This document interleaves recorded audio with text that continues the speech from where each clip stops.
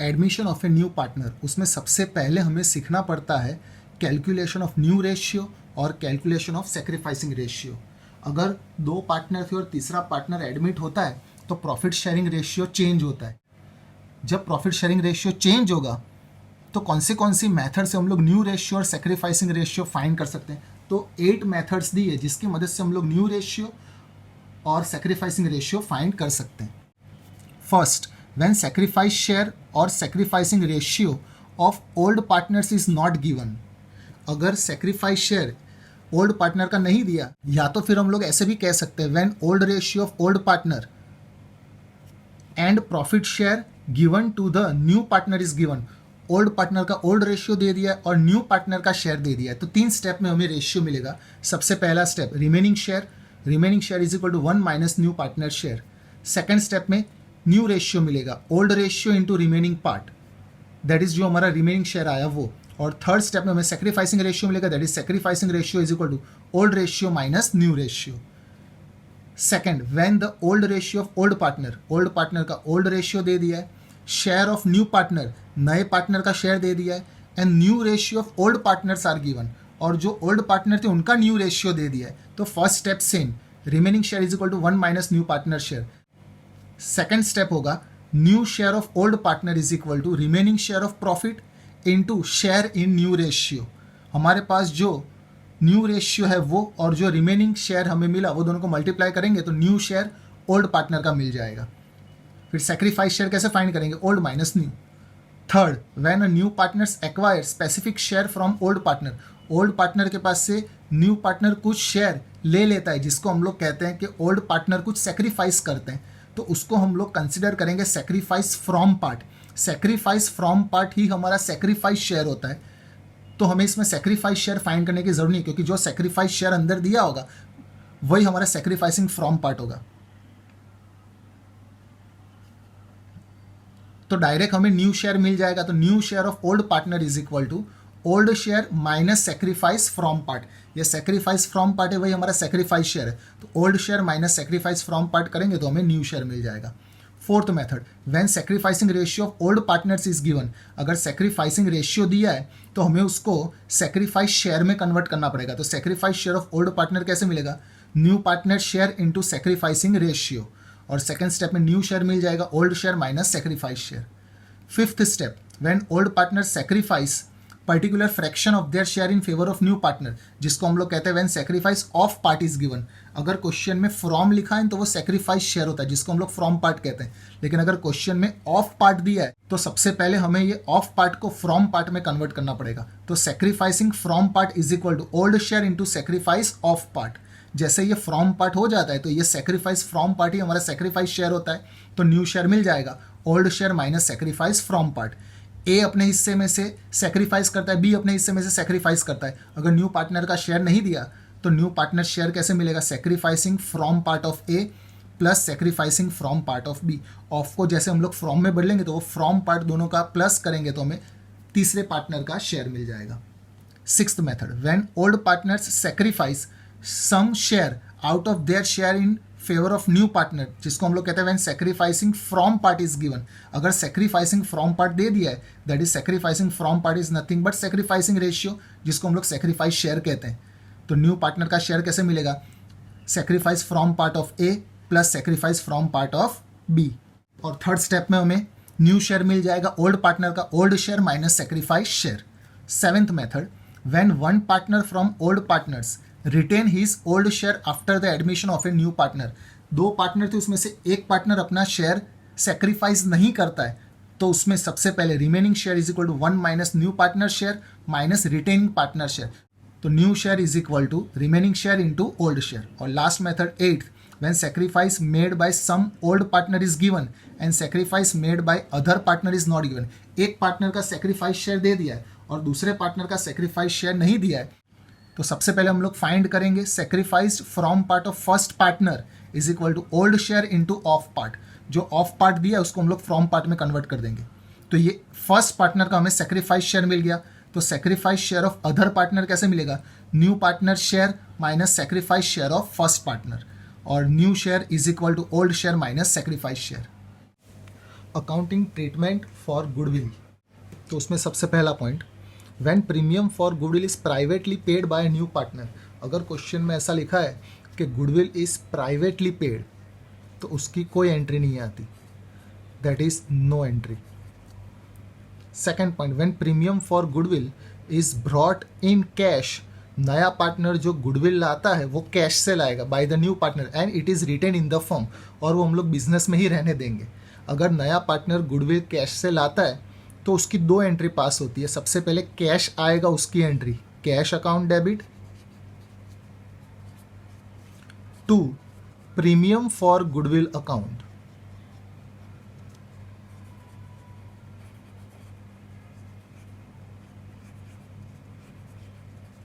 Second entry में ये जो गुडविल आया उसको हम लोग पार्टनर्स में डिस्ट्रीब्यूट कर देंगे, तो यहाँ पे जिसको क्रेडिट किया उसको हम लोग यहाँ पे डेबिट करेंगे। Premium for goodwill account debit,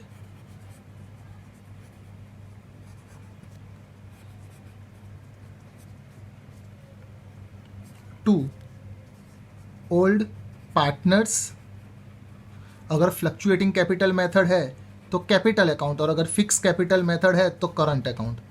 to old partners capital और करंट अकाउंट हम लोग डिस्ट्रीब्यूट करेंगे। ये जो गुडविल कैश से आता है, नया पार्टनर लाता है, उसको हम लोग ओल्ड पार्टनर में डिस्ट्रीब्यूट करेंगे in their sacrificing ratio. Third है, when premium for goodwill is brought in kind that is other than cash. अगर कैश से आता है तो कैश अकाउंट डेबिट करेंगे, लेकिन अगर कैश के अलावा और कुछ वो लाता है और वो उसकी गुडविल में हम लोग इंक्लूड करते हैं, हम लोग सपोज करते हैं कि वो बिजनेस में कैश के अलावा दैट इज अदर एसेट्स लाता है, तो दो तीन एसेट्स के नाम लिखते हैं। दैट इज लैंड, अगर वो लाता है तो land account debit, building account debit, machine account debit, और ये उसकी प्रीमियम फॉर गुडविल है, to premium for goodwill account. और सेकंड एंट्री सेम रहेगी, premium for goodwill account debit to old partners capital और करंट अकाउंट डिस्ट्रीब्यूट करेंगे sacrificing ratio में। Fourth, if out of old partners any partners gain, that is if sacrifice share of an old partner is negative। जब हम लोग sacrifice share find करते हैं और अगर sacrifice share फाइंड करते वक्त अगर आंसर नेगेटिव आता है, that is वो पार्टनर को गेन होगा, तो उसकी एंट्री हम लोग कैसे लिखेंगे? यही entry premium for goodwill account debit,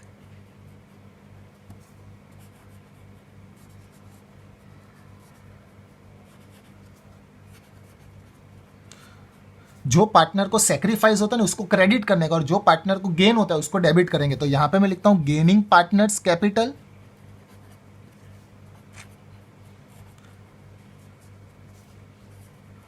और current account debit to sacrificing partners capital और करंट अकाउंट।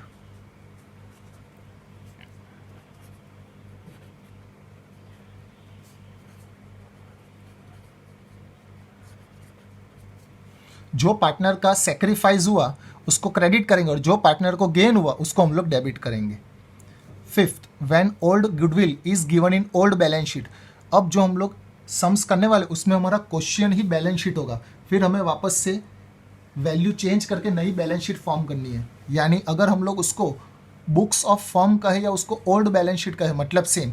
दैट इज अगर ओल्ड बैलेंस शीट में पहले से गुडविल दे दिए जिसको हम लोग कहेंगे ओल्ड गुडविल, या तो फिर when existing goodwill appear in the books, यानी पहले से हमारे पास गुडविल दे दी है तो राइट ऑफ एग्जिस्टिंग गुडविल, तो जो हमें गुडविल दी है उसको राइट ऑफ कर देने का। जब हम लोग गुडविल शो करते हैं ना तो एसेट्स साइड बताते हैं, एसेट्स का मतलब डेबिट होता है। जब हमें गुडविल शो करनी है तो एसेट्स डेबिट करने का, यानी गुडविल डेबिट होगा। लेकिन अगर हमें गुडविल राइट ऑफ करनी है यानी एसेट्स में से गुडविल को हटा देना है तो गुडविल माइनस करेंगे। एसेट्स में से माइनस होता है यानी वो क्रेडिट होता है, तो गुडविल होगी क्रेडिट। जब हम लोग राइट ऑफ करेंगे तो गुडविल क्रेडिट होगी और पार्टनर्स कैपिटल अकाउंट डेबिट होगा। That is old partners capital और current account debit. Old goodwill को जब हम लोग राइट ऑफ करते हैं तो ऑलवेज ओल्ड रेशियो में ही डिस्ट्रीब्यूट होता है। Then after sixth, when new partners bring his share of goodwill premium in cash. अगर नया पार्टनर गुडविल लाता है प्रीमियम में कैश से and it is withdrawn by the old partner, तो जब वो गुडविल कैश से लाएगा तो उसकी दो एंट्री हमने पहले पास की, cash to premium for goodwill और premium for goodwill to all partners capital. जब वो विड्रॉ करेंगे तो इसमें 2 पॉइंट है, अगर पार्टली अमाउंट विड्रॉ करते तो और अगर फुल्ली अमाउंट विड्रॉ करते तो। अगर विड्रॉ करेंगे तो they are the receiver, receiver debit होता है, that is old partners capital और करंट अकाउंट डेबिट। विड्रॉ करेंगे तो cash goes out to cash account. अगर फुल अमाउंट विड्रॉ करते हैं तो फुल अमाउंट लिखने की, और अगर पार्टली अमाउंट विड्रॉ करते हैं, फॉर एग्जाम्पल हम लोग 40% या 50% ले लेते हैं, तो एंट्री सेम आएगी, ओल्ड पार्टनर्स कैपिटल और करंट अकाउंट डेबिट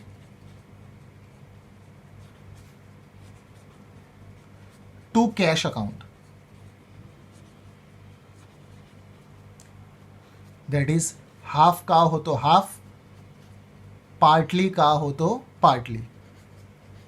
जितनी अमाउंट का उतनी अमाउंट विड्रॉ करने की, तो एंट्री सेम रहती है, partners capital account debit to cash account.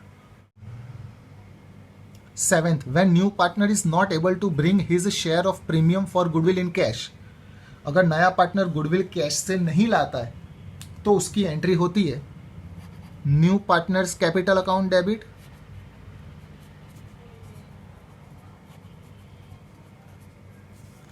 To old partners capital account. हम लोग वर्किंग नोट फाइंड करेंगे, वर्किंग नोट के हिसाब से हम लोग एंट्री पास करेंगे और ये डिस्ट्रीब्यूट होगा सैक्रिफाइसिंग रेशियो में। देन आफ्टर 8th, when only a part of the premium for goodwill is brought by a new partner in cash. तो फर्स्ट एंट्री हम लोग पास करेंगे, नया पार्टनर जो कैश लाता है उसकी entry, that is cash account debit to premium for goodwill account. फिर सेकेंड एंट्री, जो प्रीमियम को हमने यहाँ पे क्रेडिट किया उसको हम लोग यहाँ पे डेबिट करेंगे, that is premium for goodwill account debit. जो कैश से आता है वो प्रीमियम फॉर गुडविल में लिखने का, जो कैश से वो नहीं लाता है उसके लिए अलग से न्यू पार्टनर्स कैपिटल और current account debit to old partners capital और करंट अकाउंट। जो कैश से गुडविल आती है वो यहाँ पे, जो गुडविल कैश से नहीं आती जिसको हम लोग कहेंगे अनपेड अमाउंट ऑफ गुडविल, वो यहाँ पे, और यहाँ पे टोटल गुडविल हो जाएगी। इसको हम लोग डिस्ट्रीब्यूट करेंगे ओल्ड पार्टनर को सैक्रिफाइसिंग रेशियो में। 9th, when goodwill is valued on the basis of net worth और कैपिटल ऑफ पार्टनर, जिसको हम लोग कहेंगे हिडन गुडविल। यानी हमें क्वेश्चन में गुडविल नहीं दिया होगा मगर एडजस्टमेंट में हमें कह दिया होगा कि गुडविल हमें बतानी है, तो उसकी एंट्री हमें याद रखनी है new partners capital account debit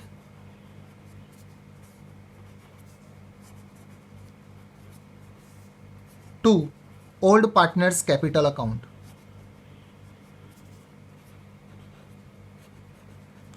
इसको हम लोग डिस्ट्रीब्यूट करेंगे सैक्रिफाइसिंग रेशियो में। वर्किंग नोट बनेगी, वर्किंग नोट के हिसाब से हम लोग अमाउंट फाइंड करेंगे और वो अमाउंट को एंट्री में लिख डालेंगे।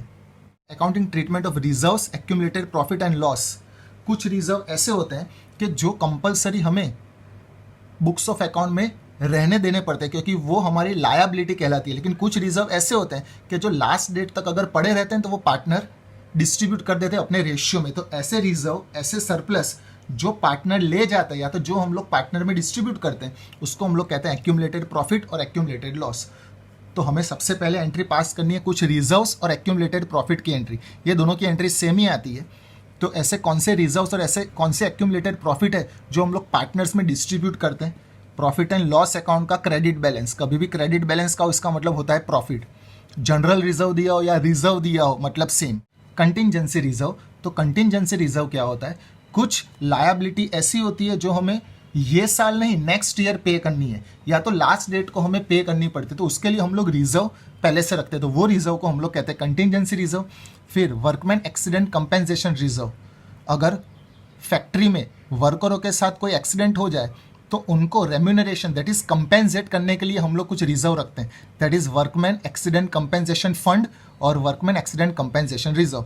फिर आता है इन्वेस्टमेंट फ्लक्चुएशन रिजर्व, जिसको हम लोग इन्वेस्टमेंट फ्लक्चुएशन फंड भी कहते हैं। अगर हम लोग कोई इन्वेस्ट करते हैं, फॉर एग्जांपल हमने कोई कंपनी के शेयर खरीदे तो वो शेयर की प्राइस इंक्रीज डिक्रीज हो, तो जब इंक्रीज होती है तो कोई प्रॉब्लम नहीं है, लेकिन अगर डिक्रीज होती है, ज़्यादा डिक्रीज हो जाती है तो वो लॉस को रिकवर करने के लिए हम लोग रिजर्व रखते हैं, उसको हम लोग कहते हैं investment fluctuation reserve.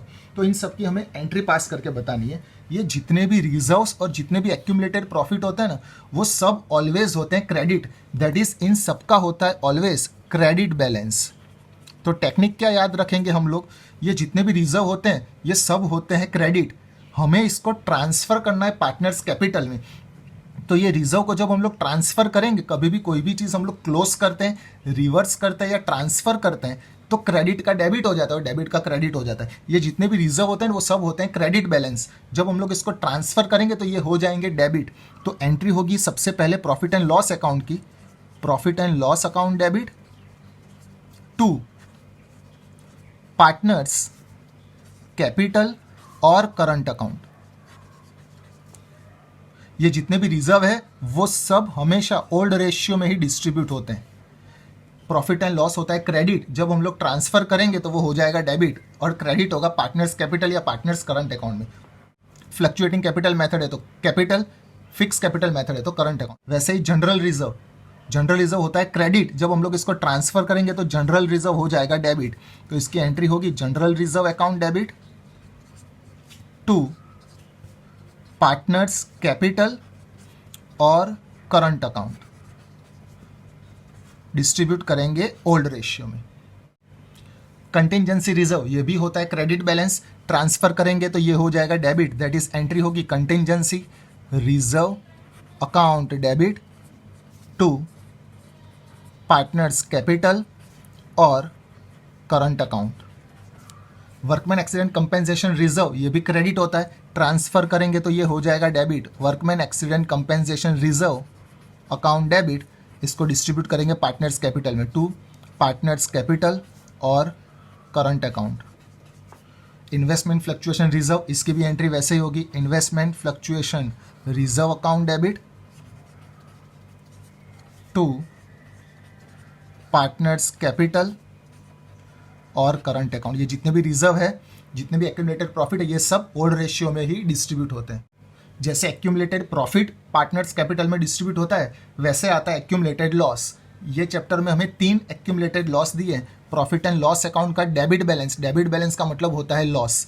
Advertisement suspense account, हम लोग एक साथ 5 साल की एडवर्टाइज करते हैं तो वो हमारे लिए एक्सपेंस नहीं कहलाता, वो हमारे लिए एसेट्स कहलाता है, क्योंकि उसका बेनिफिट हमें सालों साल तक होगा। तो वो हमारे लिए एडवर्टाइजमेंट सस्पेंस अकाउंट कहलाता है। Deferred revenue expenditure, advertisement suspense account deferred revenue expenditure का ही एक एग्जांपल है। कुछ एक्सपेंस ऐसे होते हैं जो हम लोग ये साल करते हैं मगर उसका बेनिफिट हमें सालों साल तक होता है, उसको कहते हैं डिफर्ड रेवेन्यू एक्सपेंडिचर।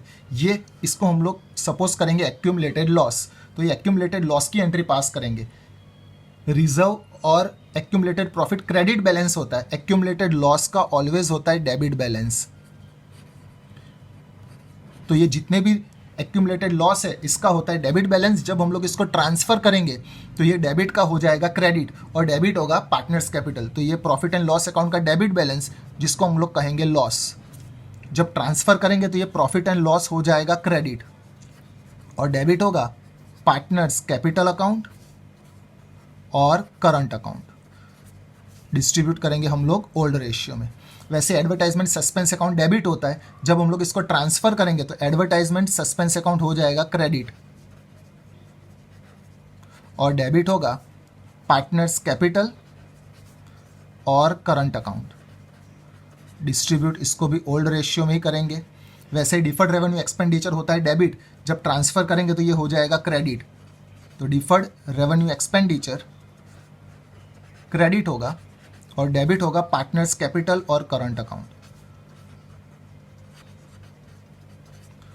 डिस्ट्रीब्यूट करेंगे ओल्ड रेशियो में, यानी ये तीन होते हैं डेबिट बैलेंस। ट्रांसफर करेंगे तो ये तीन के हो जाएंगे क्रेडिट और डेबिट होगा पार्टनर्स कैपिटल और करंट अकाउंट।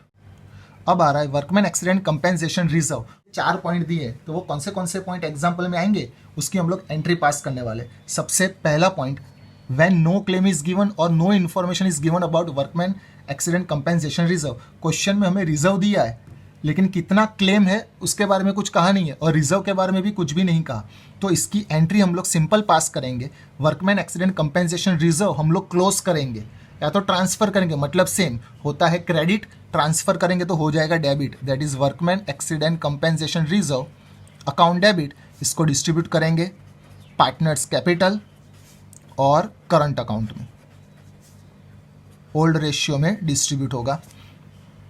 अब क्वेश्चन में हमें वर्कमैन एक्सीडेंट कंपेंसेशन रिजर्व दिया है 10,000, हमारे पास रिजर्व पड़ा था 10,000 और क्लेम हुआ 10,000, यानी कोई वर्कर को हमें एज ए क्लेम 10,000 पे करना है। इसका मतलब ये हुआ कि पूरा रिजर्व हमारा क्लेम में चला जाएगा। जब जब हम लोग रिजर्व को क्लेम में कन्वर्ट करते हैं, यानी हमारे पास जो रिजर्व पड़ा है उसमें से हम लोग क्लेम पे करते हैं, तो ये रिजर्व जो है उसको क्लोज कर देने का, यानी workman accident compensation reserve close करेंगे तो जो क्रेडिट होता है उसका हो जाएगा डेबिट, यानी एंट्री होगी workman accident compensation reserve account debit. और ये हमारा क्लेम हुआ, हमें पे करना है, तो ये हमारी लायबिलिटी हुई, तो उसको हम लोग कहेंगे to workman accident compensation claim account.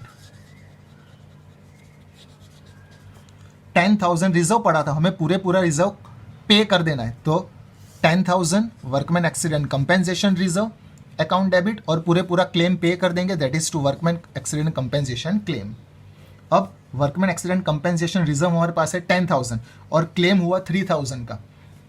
Total reserve था 10,000। सबसे पहले ये रिजर्व को क्लोज कर देते हैं, तो ये रिजर्व जो क्रेडिट होता है उसको हम लोग कर देंगे debit, workman accident compensation reserve account debit 10,000।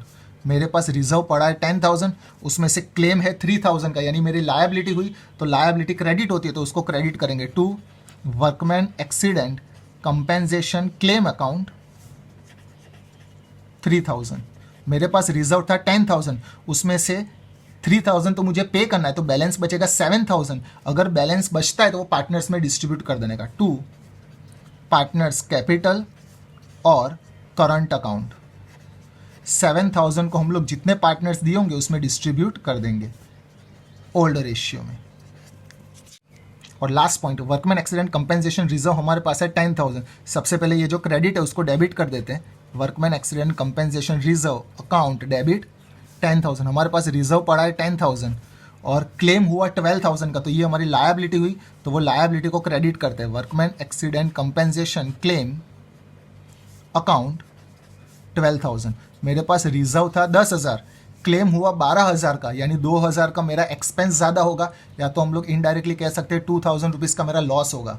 अगर लॉस होता है तो उसको हम लोग रीवैल्यूएशन अकाउंट में डेबिट करते हैं, एक नया अकाउंट ओपन होगा जिसको कहेंगे revaluation account, revaluation account debit 2,000।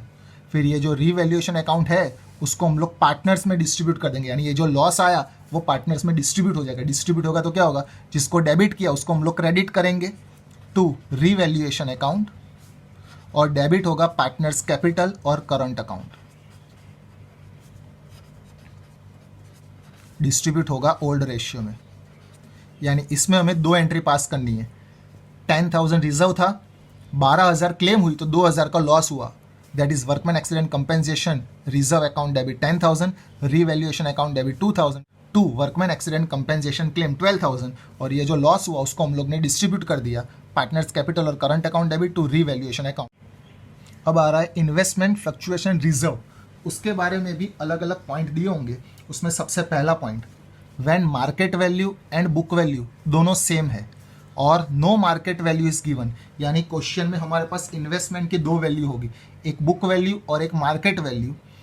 पहला पॉइंट है when market value is equal to book value, दोनों की वैल्यू सेम है। फॉर एग्जांपल हम लोग कंसिडर करते हैं मार्केट वैल्यू 10,000, बुक वैल्यू भी 10,000 है, या तो फिर मार्केट वैल्यू दी ही नहीं है। इसका मतलब ये कि जितना हमारा इन्वेस्टमेंट था बुक वैल्यू का, मार्केट वैल्यू भी उतनी है, यानी हमें कुछ भी लॉस होगा नहीं। अगर लॉस नहीं होगा तो हमारे पास जो इन्वेस्टमेंट फ्लक्चुएशन रिजर्व दिया होगा, फॉर एग्जांपल हम लोग सपोज करते हैं इन्वेस्टमेंट फ्लक्चुएशन रिजर्व हमारे पास 5,000 है, तो ये रिजर्व अब कोई काम का नहीं है तो वो पार्टनर में डिस्ट्रीब्यूट हो जाएगा, तो उसकी एंट्री, ये रिजर्व होता है क्रेडिट, इसको क्लोज कर देंगे तो हो जाएगा डेबिट, तो इसकी एंट्री होगी investment fluctuation reserve account debit, partners में डिस्ट्रीब्यूट हो जाएगा टू पार्टनर्स कैपिटल और करंट अकाउंट, डिस्ट्रीब्यूट करेंगे ओल्ड रेशियो में। अब सेकेंड पॉइंट में हमारी बुक वैल्यू है 10,000, मार्केट वैल्यू 8,000, यानी इन्वेस्टमेंट डिक्रीज हुए और हमारे पास रिजर्व पड़ा है 5,000, यानी सबसे पहले इसको मैं क्लोज करता हूँ। ये जो रिजर्व है इसको क्लोज करेंगे तो क्रेडिट होता है, क्लोज करेंगे तो हो जाएगा डेबिट, तो investment fluctuation reserve account debit 5000, मेरे पास रिजर्व पड़ा है 5000, 10,000 के इन्वेस्टमेंट 8,000 के हो गए, यानी मेरा लॉस कितना हुआ 2,000 रुपीज़ का हुआ, तो वो 2,000 मैं ये रिजर्व में से रिकवर कर लूंगा। तो इन्वेस्टमेंट इंक्रीज होता है तो डेबिट करेंगे, इन्वेस्टमेंट डिक्रीज होता है तो क्रेडिट करेंगे। तो इन्वेस्टमेंट डिक्रीज हो रहा है तो इन्वेस्टमेंट अकाउंट क्रेडिट होगा 2,000। जितना लॉस होता है हम लोग रिजर्व में से रिकवर कर लेंगे। 5,000 का रिजर्व था, उसमें से 2,000 हमने रिकवर कर लिया, तो अब बचा 3,000, बैलेंस बचता है तो वो कैपिटल में डिस्ट्रीब्यूट हो जाता है टू पार्टनर्स कैपिटल और करंट अकाउंट 3,000। इसको डिस्ट्रीब्यूट करेंगे ओल्ड रेशियो में। देन आफ्टर सेकंड में बुक वैल्यू दी है 10,000, मार्केट वैल्यू 8,000, यानी इन्वेस्टमेंट जो 10,000 के थे अब हो गए 8,000 के, और हमारे पास रिजर्व पड़ा है 2,000। सबसे पहले ये रिजर्व को क्लोज करते हैं, क्लोज करेंगे तो इन्वेस्टमेंट फ्लक्चुएशन रिजर्व जो क्रेडिट होता है हो जाएगा डेबिट। मेरे पास रिजर्व पड़ा है 2,000, 10,000 के इन्वेस्टमेंट 8,000 के हो गए, यानी मेरा 2,000 का लॉस होगा। इन्वेस्टमेंट डिक्रीज हुए, 2,000 के इन्वेस्टमेंट डिक्रीज हुए, वो 2,000 में इसमें से रिकवर कर सकता हूँ टू इन्वेस्टमेंट अकाउंट 2,000, यानी जितना मेरा रिजर्व था वो मैंने पूरा रिकवर कर लिया इन्वेस्टमेंट के लिए, तो इसमें कुछ भी बैलेंस नहीं बचा। बैलेंस नहीं बचा तो हम लोग पार्टनर में डिस्ट्रीब्यूट नहीं करेंगे।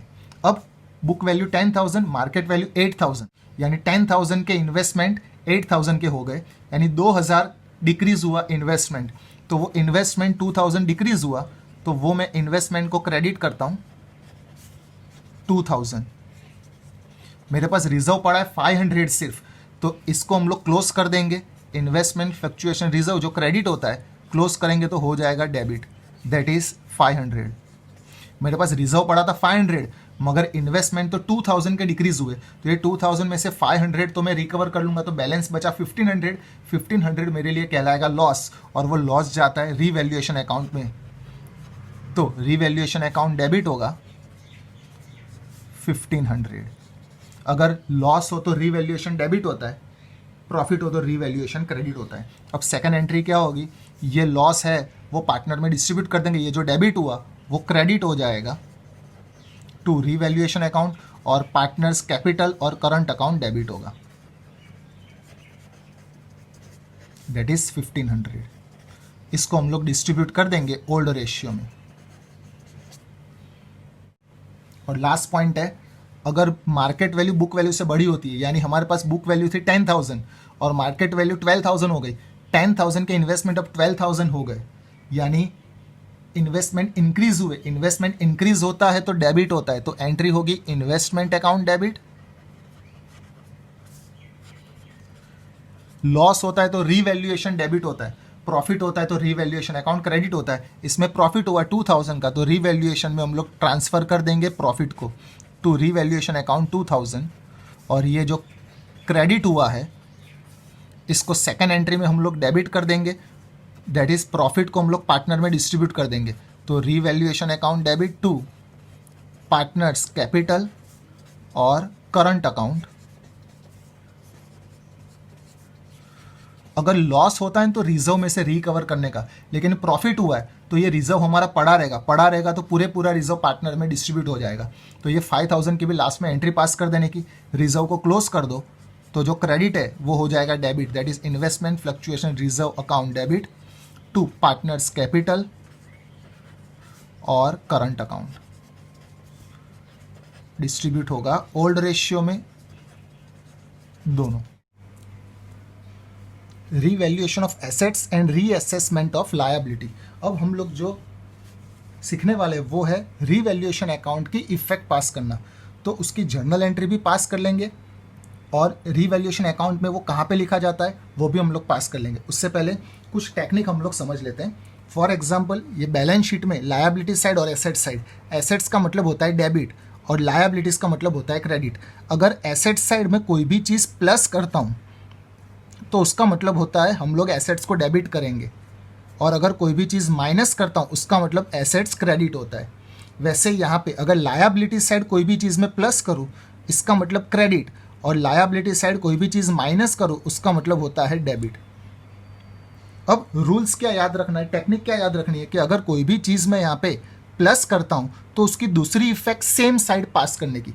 प्लस करो तो सेम साइड, माइनस करो तो अपोजिट साइड। अगर मैं एसेट साइड कोई भी चीज़ प्लस करूं तो उसकी दूसरी इफेक्ट सेम साइड यानी रीवैल्यूएशन अकाउंट में क्रेडिट होगा, और अगर मैं माइनस करूं तो दूसरी effect opposite side revaluation account में डेबिट होगा।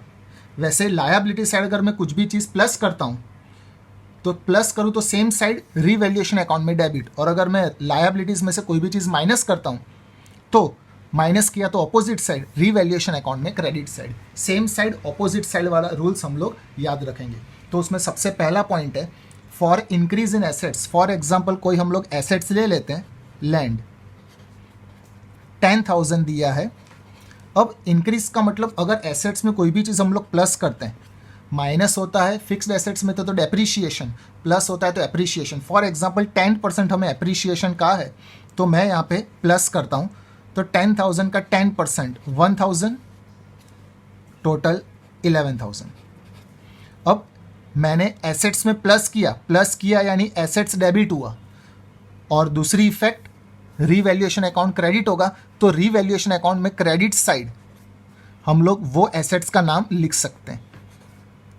यानी इसकी एंट्री क्या होगी, ये एसेट्स प्लस हो रहा है तो एसेट्स अकाउंट डेबिट, तो इसकी एंट्री हम लोग लिख सकते हैं assets account debit, debit assets हो रहा है और क्रेडिट हो रहा है रीवैल्यूएशन टू रीवैल्यूएशन अकाउंट।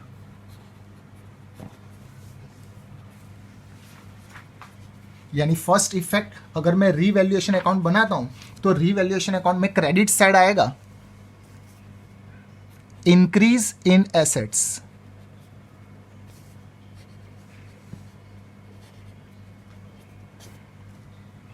ये फर्स्ट पॉइंट। फिर सेकंड में क्या है, फॉर डिक्रीज इन एसेट्स।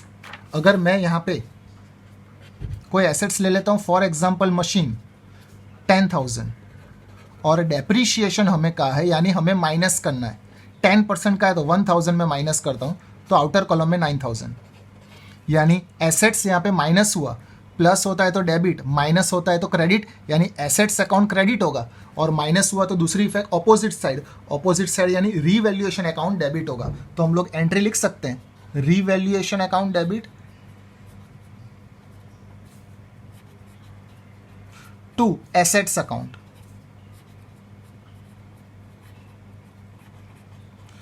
अगर एसेट्स डिक्रीज होता है तो रीवैल्यूएशन अकाउंट में डेबिट होगा, तो यहां पे हम लोग लिखते हैं decrease in assets.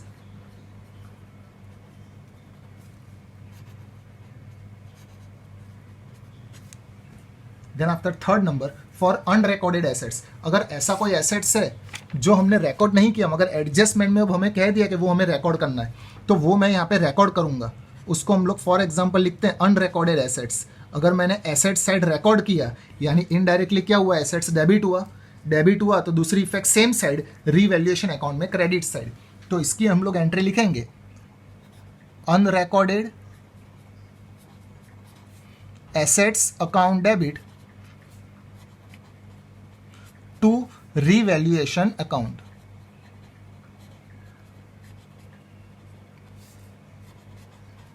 Revaluation account credit हो रहा है तो क्रेडिट साइड लिखेंगे अनरिकॉर्डेड एसेट्स।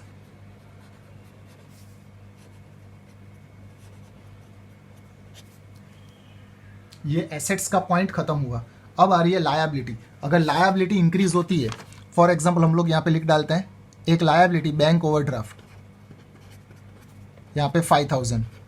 अब यहाँ पे हम लोग प्लस करते हैं, फॉर एग्जांपल 1,000 मैंने प्लस किया, एनी रीजन से प्लस हुआ, लायबिलिटी साइड प्लस होता है यानी क्रेडिट, यानी लायबिलिटी क्रेडिट होगी, दूसरी effect same side revaluation account debit होगा। तो अगर एसेट्स इंक्रीज होता है तो revaluation account debit to liabilities account.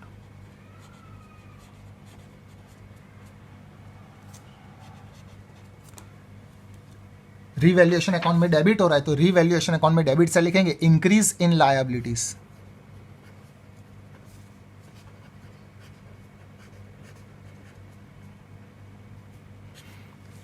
Liability अगर डिक्रीज होती है तो यानी फॉर एग्जांपल यहां पे हम लोग लिखते हैं क्रेडिटर्स। अब क्रेडिटर में से हम लोग कोई भी चीज माइनस करते हैं, माइनस किया, लायबिलिटी साइड माइनस होता है यानी डेबिट, माइनस हुआ तो दूसरी effect opposite side, revaluation account में क्रेडिट साइड, तो रीवैल्यूएशन अकाउंट क्रेडिट होगा और लायबिलिटीज डेबिट होगी, तो एंट्री होगी liabilities account debit to revaluation account.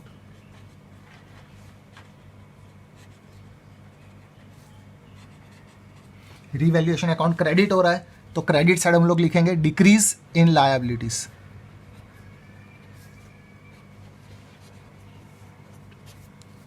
Then after unrecorded liability, अगर ऐसी कोई लायबिलिटी जो रिकॉर्ड करनी बाकी है तो यहाँ पे हम लोग रिकॉर्ड करेंगे, दैट इज अनरिकॉर्डेड लायबिलिटी। मैं यहाँ पे लिखता हूँ, यानी इनडायरेक्टली लायबिलिटी साइड मैंने क्रेडिट किया तो दूसरी effect same side revaluation account debit होगा, तो एंट्री होगी revaluation account debit to unrecorded liabilities account.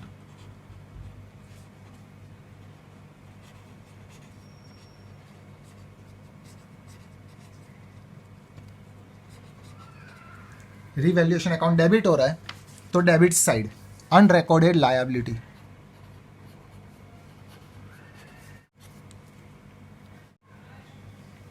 Then after seventh में when remuneration is paid to partner, अगर हम लोग पार्टनर को कोई रेम्यूनरेशन पे करते हैं तो हमारे लिए होगा एक्सपेंस। याद रखना है कि अगर कोई एक्सपेंस होता है तो रीवैल्यूएशन अकाउंट डेबिट होता है, इनकम होती है रीवैल्यूएशन अकाउंट क्रेडिट होता है, लॉस हो डेबिट, गेन हो क्रेडिट। तो रेम्यूनरेशन अगर हम लोग पे करते तो हमारा एक्सपेंस होगा, एक्सपेंस डेबिट होगा तो रीवैल्यूएशन अकाउंट डेबिट करेंगे। और अभी ये हमने पे नहीं किया, पे करना बाकी है, यानी जो पार्टनर है वो हमारे लिए पेएबल कहलाएगा। रिसीवेबल डेबिट होता है, पेएबल क्रेडिट होता है, तो पार्टनर्स को हम लोग क्रेडिट करेंगे टू पार्टनर्स कैपिटल और current account.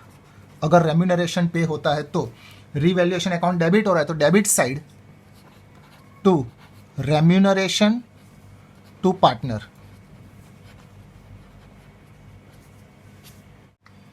Then after eighth में का expenses to be borne by partner but paid by the firm. Expenses partner bear करने वाला था मगर पे कर दिया फर्म ने, यानी एक्सपेंसेस पे करना था पार्टनर को मगर फर्म ने पे कर दिया। हमने पे किया तो हमारे लिए कैश गोज आउट, तो कैश अकाउंट क्रेडिट होगा। और ये एक्सपेंसेस जो उसको पे करना था और हमने पे कर दिया, यानी अब हमें पार्टनर के पास से पैसे लेने बाकी है, तो पार्टनर हमारे लिए कहलाएगा रिसीवेबल। रिसीवेबल डेबिट होगा तो यहाँ पे एंट्री होगी पार्टनर्स कैपिटल और करंट अकाउंट डेबिट, और क्रेडिट होगा टू कैश अकाउंट। यहाँ पे हम लोग लिख डालते हैं ये डेबिट क्यों हो रहा है, because it is a receivable. यहाँ पे क्रेडिट क्यों हो रहा था, because he is a payable. Then after expenses incurred and paid by the firm. Expenses हुआ है और फर्म ने पे किया है, फर्म ने पे किया तो हमारे लिए हुआ एक्सपेंसेस, और एक्सपेंस रीवैल्यूएशन अकाउंट में डेबिट होगा और cash goes out to cash account. Revaluation account debit हो रहा है तो यहाँ पे लिखेंगे टू कैश अकाउंट, ब्रैकेट में लिख सकते हैं एक्सपेंसेस। देन आफ्टर अगर कोई प्रोविजन आ जाती है, फॉर एग्जांपल हम लोग यहाँ पे एसेट्स में डेटर्स में से बैड डेब्ट्स रिजर्व माइनस करते थे, तो ये बैड डेब्ट्स रिजर्व जो हम लोग माइनस करते हैं उसको हम लोग कहते हैं प्रोविजन। बैड डेब्ट्स रिजर्व या डिस्काउंट रिजर्व ऐसा कुछ भी दिया हो तो ये हम लोग यहाँ पे माइनस करेंगे। एसेट्स में माइनस हुआ यानी क्रेडिट हुआ, माइनस हुआ तो दूसरी effect opposite side revaluation account में डेबिट साइड, तो इसकी एंट्री होगी रीवैल्यूएशन अकाउंट डेबिट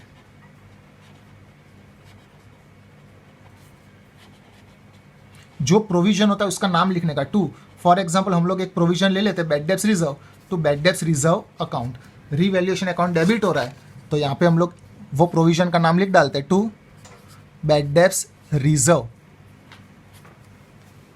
फिर आता है एक्यूमुलेटेड प्रॉफिट और एक्यूमुलेटेड लॉस। कुछ एग्जांपल यहाँ पे लिखे हैं, for example general reserve, profit and loss account, workman accident compensation reserve और इन्वेस्टमेंट फ्लक्चुएशन रिजर्व। ये 4 रिजर्व फॉर एग्जांपल हमने लिखे हैं। Accumulated profit that is reserve होता है क्रेडिट, जब हम ये चारों चार को ट्रांसफर करेंगे तो ये चारों चार हो जाएंगे डेबिट, तो ये चारों चार को डेबिट कर डालते हैं। सबसे पहले general reserve account debit, profit and loss account debit, workman accident compensation reserve account debit, investment fluctuation reserve account debit, और इसको हम लोग डिस्ट्रीब्यूट कर देते हैं पार्टनर्स कैपिटल में, टू पार्टनर्स कैपिटल और करंट अकाउंट। डिस्ट्रीब्यूट होगा ओल्ड रेशियो, यानी एक्यूमुलेटेड प्रॉफिट दिया हो तो उसको हम लोग पार्टनर्स में डिस्ट्रीब्यूट कर देते हैं। उसके बाद 12 नंबर का point, for accumulated loss. For example हम लोग 3 लॉस ले लेते हैं।